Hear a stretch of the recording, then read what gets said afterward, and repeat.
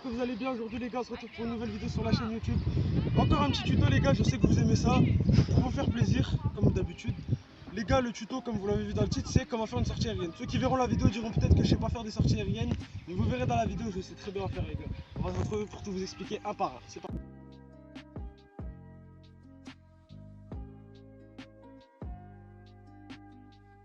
Donc les gars, la première chose à savoir, c'est que les sorties aériennes se font souvent sur un corner, excentré ou non excentré, soit sur une passe aérienne. Donc pour tout vous expliquer les gars, lorsque le corner est rentrant, filme le corner s'il te plaît. Genre si le corner est rentrant, c'est-à-dire que c'est un droitier de ce côté-là.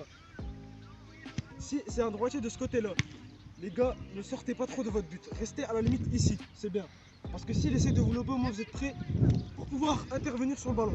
Si jamais le corner est sortant, c'est un gaucher, je vous conseille fortement, recule un peu s'il te plaît. Je vous conseille fortement de bien sortir pour si jamais le ballon arrive, vous pourrez sortir et capter le ballon. Pour ceux qui ne savent pas comment faire une sortie aérienne les gars, la première chose à savoir, c'est déjà un appui, une seule jambe. Pourquoi une seule jambe? Parce que les deux jambes, vous n'aurez pas assez de force pour sauter. Alors qu'avec une jambe, vous avez assez de force pour pouvoir faire le saut. Et toujours un genou en haut les gars pour pouvoir se protéger au cas où l'attaquant essaie de vous mettre un coup de physique ou vous faire mal. Donc un genou pour se protéger et un appui. Toujours les gars. Si vous ne mettez pas le genou, bon ça arrive des fois de ne pas mettre le genou, mais c'est mieux de le mettre. On va vous montrer ça les gars, c'est parti.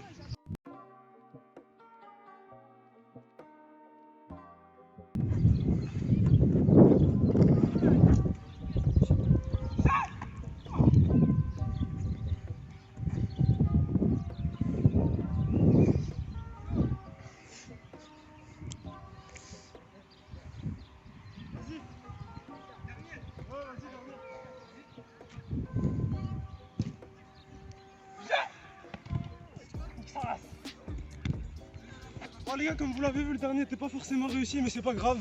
Le premier, dites-moi dans les commentaires s'il était réussi. Bon, on va se retrouver tout de suite pour encore vous expliquer un peu plus les gars. Le placement ainsi que les centres, comment je les faisais. J'ai oublié de vous dire un petit détail les gars, si jamais lorsque vous captez le ballon, le genou en l'air et que vous captez le ballon, si jamais vous sentez que vous devez aller au sol, allez-y les gars. N'ayez pas peur de vous faire mal. L'objectif du gardien de but, c'est surtout de rassurer son équipe. Bon, je pense que j'ai tout dit. J'espère que la vidéo vous aura plu la famille. Si c'est le cas, n'hésitez pas à liker, commenter et partager. Et je vous remercie pour tout le soutien à la famille. Bisous.